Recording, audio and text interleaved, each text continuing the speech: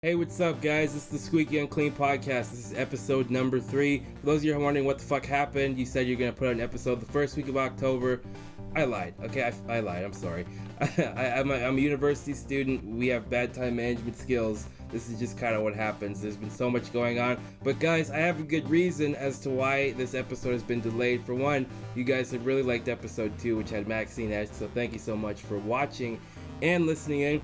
But one of the main reasons why I've really been skipping out and slacking off and twiddling my thumb here is because I'm putting on a big show, guys. That's right. My very first album is coming out on November 16th at Theatre Windsor in Windsor, Ontario. This is at Market Square. You basically just go up a flight of steps, an escalator, or as Mitch Hedberg says, dude, does an escalator just become steps when it stops?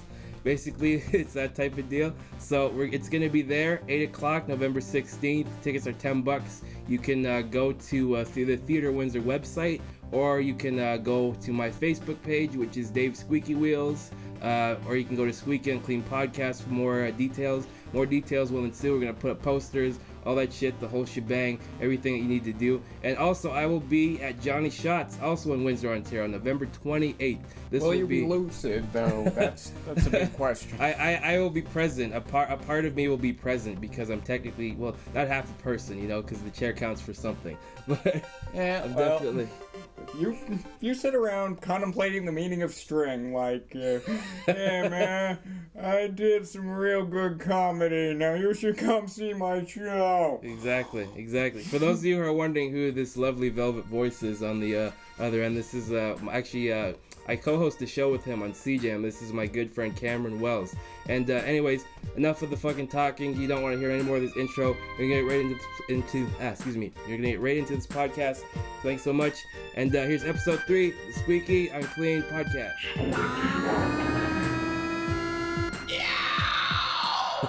So a minute ago, we saw this hand shaking at us. Yeah, just this random hand that was totally not a person who's doing the audio. Yeah. I was kind of thinking to myself, if I see that hand again, I'm gonna answer him. Same to you, pal. Exactly. Like, what if it was like half a hand too? Like, what if he had like a hand that was like a hook? Then that would be awkward for everybody. Half a hand. You been watching Saw again? Half a hand. No, but it is that time, right? It's fucking Halloween and Zombie Walk's coming up this weekend. Yeah. I'm actually gonna go to Zombie Walk in Windsor, Ontario. We're gonna try and promote a little bit too. It's cool. Definitely. At my job, they insist I come in costume just to entertain people. This year, I'm dressing up as Comfortable Man with the amazing power to wear whatever I feel like. Exactly, man. So basically, what I do on Sunday, I don't give a fuck on Sunday, man. Seriously, like, I go to church. Yeah, well, you can go to church. I'd rather watch football, but that's...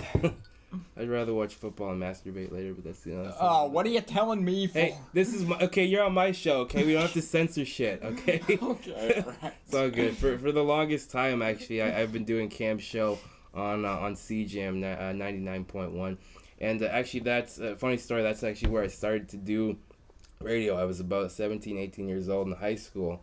And I think we had like the first meeting, like the first programmers meeting, and that's where I first met you, because your show talks about disability issues, and it actually was like a great way for me to start, and for me to, because like you have a great sense of humor. We can fucking just fuck around, whatever, like I can't say whatever I want on that show, like I can't here, but it was definitely a great place to start, and we've had some awesome guests on that show.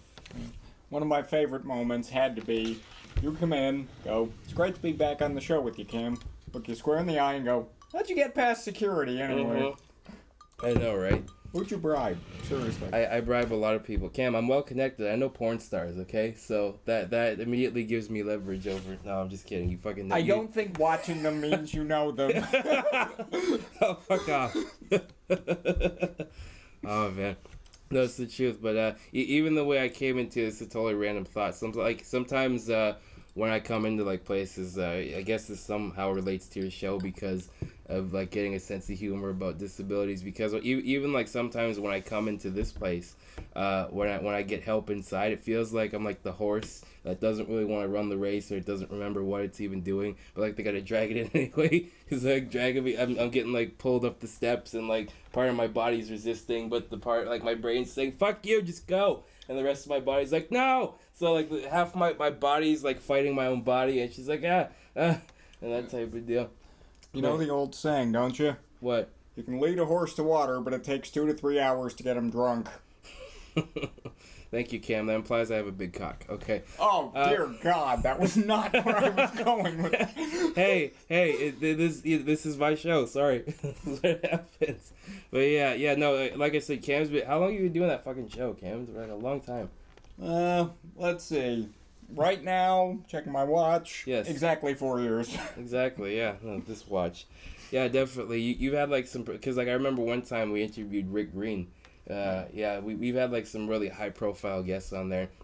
He talks a lot about issues, disabled issues in the community, but also on like a more broad, like a more broad level too. Because I remember we've spoken to people in different countries, with a number with disabilities I didn't even know existed. Like, what would you say is the most enlightening disability or the most enlightening interview that you think that you and I have had or that you've had like on your own? Well, one of the more recent examples had to be former Paralympian who was on talking about a quadriplegic who can drive a boat. I had no idea that was possible, but, well, if you think about it, there's a way to adapt just about anything, and that's pretty much what I'm trying to promote. The strength and the spirit of life with the disability. Yeah. That and show up sober. Oh, you need God. to do that. Okay, so if this was a live podcast, I would be like, you guys want to hear this story? And you guys all be like, yeah, because you like to hear me doing fucked up shit. But this is a long time, not a long time ago, it was about 4 years ago. I had my first experience with vodka. I drank about, I tell everybody this story, so for those of you who know me, you can be like, I've heard this and whatever. But I drank about 8 vodka and Sprites. And the ratio from vodka to pop was way the fuck off because math is not my thing or measuring things. So I poured way too much vodka and way too much Sprite, and I mixed it with beer because you do that. And I got 4 hours of sleep. I can never watch School of Rock either because I watched School of Rock and the morning after was so horrific. I woke up at about 9 in the morning, threw up 12 times the next day. And the best part was I had to do the show with Cam. So thank God that shit was I don't know what the fuck episode it was. I know there's people who are going to be like, oh, I wonder what the episode was. But it like I said, it was a long time ago. And we had to keep pausing the button because like I would just zip out of the studio and like puke and then run back in. I know this is great imagery. Then run back in and, well, not run, but I'd come back in and we do the rest of the show. So it was an interesting time for me. I just turned 19. Call it an act of egotism, but I do save every episode, and I'm gonna see if I can figure out which one that is. Yeah, you're gonna try and post it because you like to laugh at my pain. No. This is how you know you have true friends. A true friend is someone who will not make fun of you, even though you sat down and watched School of Rock. Absolutely. That was the worst part. Fuck off. Like I wanted this guy on the show. I did. Oh man, no, it's true. You have a good gym story that we were talking about during the break. I want everybody to hear this because you have the way you tell it is great. This kind of goes with the whole subject of drinking. I mean, where I work out, they do encourage a lot of squash playing, and I'm sure it's a fine sport. I'm sure it's a great thing. I just don't understand the screaming. It's like sounds of a delivery room in there. Just because they just because they missed a shot, oh boo-hoo, it is tragic. Exactly. But there's no reason everybody else needs to know about it. It was like the whole hang-up with grunting in tennis. Like, they've actually outlawed grunting in tennis because they say it's quote-unquote distracting to the other man. I don't think it's distracting. I just think, like, it's like if guy tennis, it's fine. But, like, with female tennis, I'm sure there's no men that are complaining about this. For the 5 guys who watch tennis, oh man, no, it's the truth, man. It's the truth. Yeah, no, 4 fucking years. That's how long I've known you too. And like we've done like a bunch of different pledge drive. CJM has like something. It's called a pledge drive. Where basically we go on there we just ask for money because it's nonprofit and that type of thing. I'm not here to hype that. I'm just saying like it's a good station. Go listen to it because there's actually a lot of good shit on there. But like a lot of the things in Windsor, a lot of things are going on, but nobody knows anything about it. So it takes people to like a million times to remind. It's like, okay, this is going on. This is going on. Remember. That type of thing. You know what I mean? Windsor's kind of, as cities go, it's kind of there. It is. People are like, oh yeah, I could go to that, or I could sit here and be lethargic. Why don't I take 2 or 3 hours to think about it? and smoke a doobie in the time being. It's the truth, man. It's the truth. But yeah, no, I don't know. Like, it's been a while. Like, I went away to try. I'm trying to think the last time we did a show together. It was like a long time ago. Yeah, it was the last time. I couldn't find a good guest, to be honest with you. You got somebody big on this week. Who do you have this week? Because I'm going to be there. Well, one of the things I'm going to be covering this week, made arrangements with someone working within Turner Classic Movies. All through the month of October, they've been doing something on the history of disabilities. They've been presenting it in film, and really, I think that's an innovative concept. I mean, if you put it in an entertaining way, as I always do, then people are more inclined to sort of get the message of what you're doing. Or you could just sit there and say, medically speaking, this is a disability. This disability can affect you in the following ways. Now you tell me, which of these is more entertaining? Good water. Oh, very good water. Windsor tap water. It's 200% of your daily recommended rest. Absolutely. Ask your doctor if no. Hey, I wouldn't be asking your doctor because I'm your doctor, man. Absolutely. And as soon as I get that darn degree out of the claw machine, it'll all be good. You have some interesting... Now, we won't name the place, but you said you had a few interesting stories, remember, like, about when you were in college or when you were in high school. I was a bit of a rogue back then. Yes, you were. Just a rebel, Cam. I distinctly remember finishing school. They hand me my diploma. Teacher says to me, here's an extra 20 if you turn around and never come back here. Oh, man. Could you actually tell the audience what your disability is? Because, of, I don't know. We talk about that shit all the time. On a basic level, a friend of mine said once that the biggest disability is being human, which is probably okay because I've met a lot of people who just don't meet that standard. No, exactly. But in my case, I'm a stroke survivor. One day I was at school having lunch, keeled over dead. Wasn't all bad. Got to see some trippy colors. It's the closest thing you've had to a mushroom trip, I think. The really scary thing is what happened when I woke up after a 6-day coma, brain surgery and everything. First thing I do, let people know I'm okay. I quote the Tostitos commercial. What the fuck? You remember that old one with Chris Elliott? Used to go, do you know you have a metal plate in your head? Really? No, not really. It was kind of my way of letting everybody know I was okay. They tried to explain what happened. I hold up a finger, cut them off. Yeah, that. The middle finger, maybe. Let everybody know that my brain was not mush. Exactly. At least not yet. Wasn't mush until my last exam in college. Yes. The night before, stayed up all night studying, and still only got a B in that course. I know, right? Your brain's always mush after your last girlfriend, too. Like, it's always... that. I think that's how... We've had a million different conversations about that. Yeah, well, that's the thing, though. I don't think your cardboard cutout really qualifies as a girl. No. I could just never get a reaction out of her. She never seemed to be into it when we made love. I'm going to do to you what I do to some young people that I do some outreach work with. Let me show you my big happy face. This is a game that Cam and I play. It's how much more can I offend him? Usually he wins. I usually win. I think even if I think it's gross too, I'll just fucking say it just to bother him. Yeah, well, that's the thing.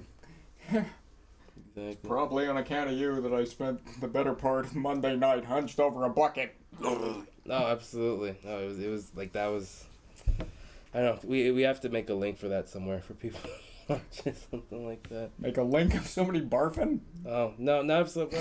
That can be like the outtakes or something like that. We could just like have a barf track. Yeah. You know, If people are eating while they're listening to this, I apologize. I really am sorry. I did a fucking show on like Wednesday, and I started talking about like toilet. I started doing toilet humor. Everybody was just eating their dinner. So that's the thing. A lot of his shows are kind of like a gag reel. You hear it, then you gag. Great promotion for my next show. That's not good. Use the fuck. Yeah, man. We're now even for the time you invented the word physicapped. We did. Oh, yeah. That was actually like it was a moment in history. I like nobody showed up, and neither did the Guinness people. But I misspoke. I guess I did a fucking Roger Clemens where we were live on the not live. We were on the air, and I said, yeah, this person is physicapped because I was thinking physically and handicapped at the same time. It just fucking came out. I'm like, oh yeah, he's very physicapped, and I'm like, what the fuck? That's the first time he ever thought of two things together that weren't blonde and brunette. And bigger women too. They need love. Yeah. Did I ever tell you about the time I'm trying to work on a bit like this about like how I had like a stripper that was overweight and she almost broke my leg. I didn't even think that was possible because like she was like I'm trying to work out like we're like a lap dance is a lot like life. Sometimes you don't choose the right one. That joke was like a $5 hooker. It ain't pretty, but it gets the job done. Okay, so we're even. But no, not quite. I mean, some people that I know, they could wear high heels and strike oil, you know? Exactly. Strike that oil, man. Oh yeah, no, I'm trying to think of what else we've done. Like you went to a disability conference, didn't you? What was that about? Yeah, it was an international disability summit. Brought together some of the greatest disability minds from around the planet. I was all set. I went there. I did a series of interviews. Then I get back to the station. The recorder didn't work.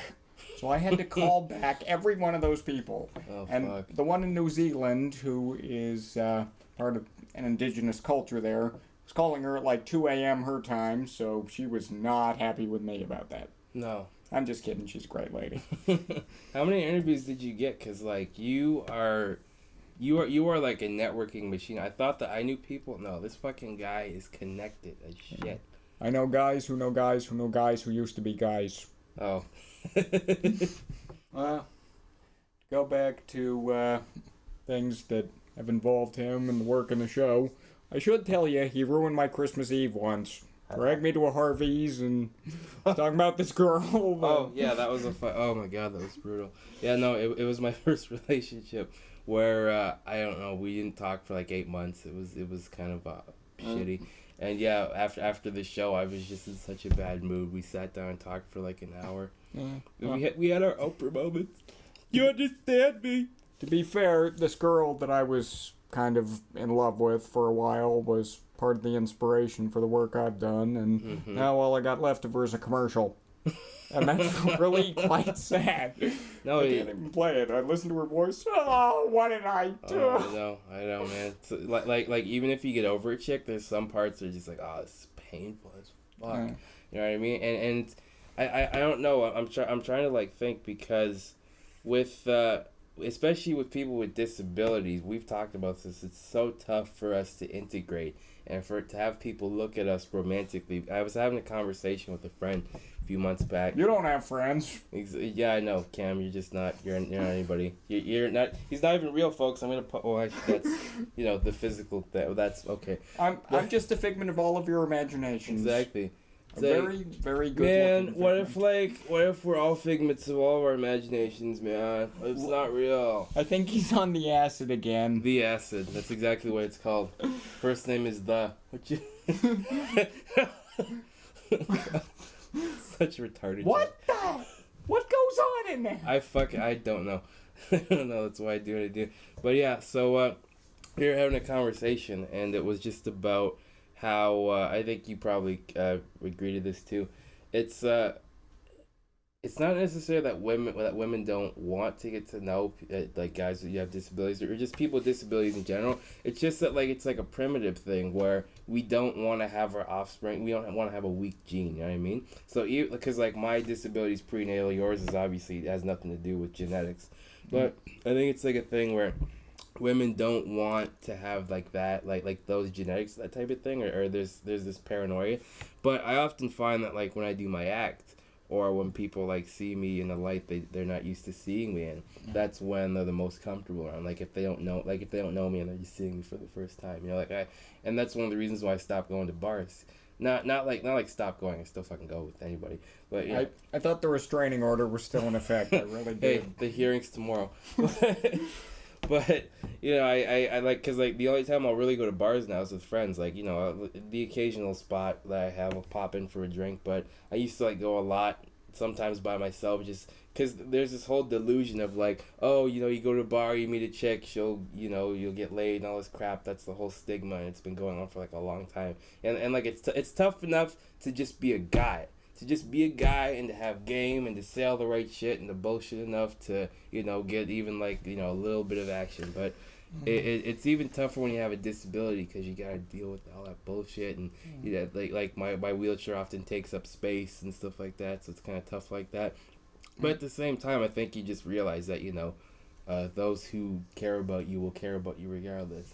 And I mean, that's the thing. When you love somebody, you do accept them for who and what they are. And in your case, that's a lot of bad odors. Oh, God. See, this is why you're not my wingman, like, ever. Is that the reason? There's many reasons, but I think that's number, like... I'm incensed. I'm done. No, that's number 3.5. How do you have a half a reason? Because it could be, like, part of, like, another reason that I haven't thought of yet or had the time to make up yet. There's this gray matter in there. Use it. There's something. I don't know what the fuck's in there. Maybe that quarter I lost. Let me see. Yeah. Oh, what are you saying? I'm Homer Simpson. That's not cool. That's a crayon. Dope. Oh man. Yeah. New Hank Hill. Yeah, definitely. No, it's all good. It's all good. Yeah. So I don't know. Yeah, you're having. Who else are you having on the weeks after on your show?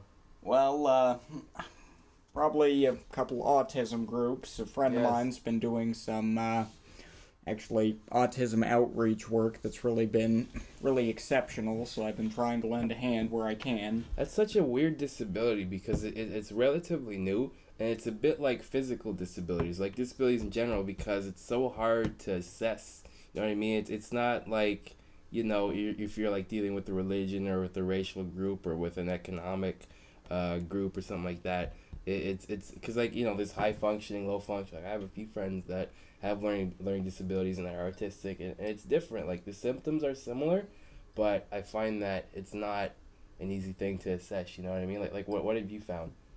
Well, I think it depends upon the individual. I mean, there's always a way to reach individuals with disabilities. I say it on the show all the time. It's just a question of people putting in the effort, taking the time, getting to know them. And in your case, it also involves being able to clean up a console after you spend a night of binging. Absolutely. By console, you mean... The radio panel. The radio panel. Oh, that poor fucking panel. We always say something serious, then we just relate it back to me to me drinking.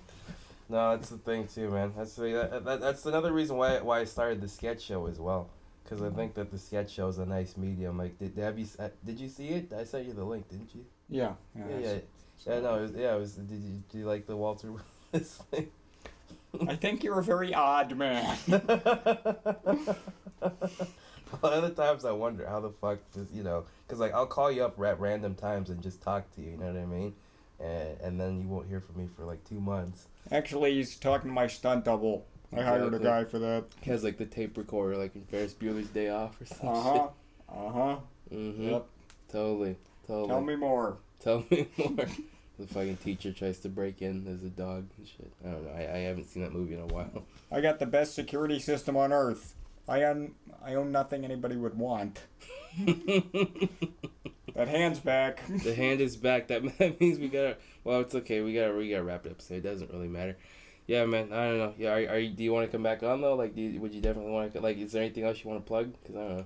Yeah, just my show Handy Link is available online through cjam.ca or on iTunes. You can check it out through iTunes. You moved up. Yeah, it's under CJam Handy Link, or there's National Database, which, There is. well, just look up the NCRA Program Exchange and look under Handy Link, HANDI-link. Should find it. There's some really great content out there, and I do apologize if any of the jokes were over the top, but, well, it's nice to be able to get the word out a little bit more. Yeah, I do appreciate your help, Dave. Oh, no worries. Hey, you know, and before we go, because we're not done yet, can you tell the story about when that knucklehead from the gym called? Oh, that's a great story. That's one of my favorites, actually. This is probably my second episode, and I was interviewing a guy who had done some training work with a client with a disability, and he was going on and on about how we made a comfortable atmosphere for his client. And he just stopped and goes, what was the question?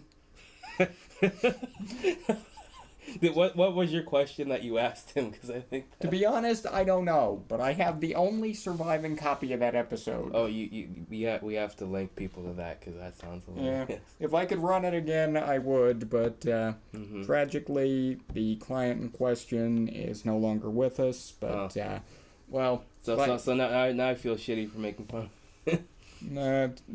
To be honest, that guy thinks that batteries are a major food group, but okay, so now I feel less shitty. That's good, man. It's good. Exactly. I guess we're gonna wrap up this episode of the Squeaky Unclean. The Squeaky Unclean. I had the fucking Arnold moment. I'm the Squeaky Unclean. It's all in good humor. It's all in good humor, folks. I didn't mean to seriously offend anybody. Just putting that out there. They don't give it, dude. They're my audience. They don't care. Okay. Anyways, that's the podcast for this week. We're gonna be back here next week. We're gonna have some new guests. Like I said, show promotion. I'm going to be doing a CD on November 16th, Theater Windsor. Also on November 28th, Johnny Shots for the Theater Windsor one. That's 8 o'clock. Johnny Shots, I also do believe that's 8 o'clock. Just message me for tickets on Facebook. Go to the fan page, the Twitter account. I made all the announcements before. Check that out. Like I said, Cam Wells on the show. Cam Wells is going to be back. We're going to be back again. It's going to be a good time. Thanks again so much for coming, man. Definitely. You going to wrst it? You going to wrist it? Like, yeah. That hurt. I have frail wrists. I've been working on my jab, haven't you? Work on your humor while you're at it. Oh, fuck off. Anyways, Squeaky Unclean Podcast. Thanks so much, guys, for listening. Take care. Have a good day. Peace. Until next time, love, peace, and soul.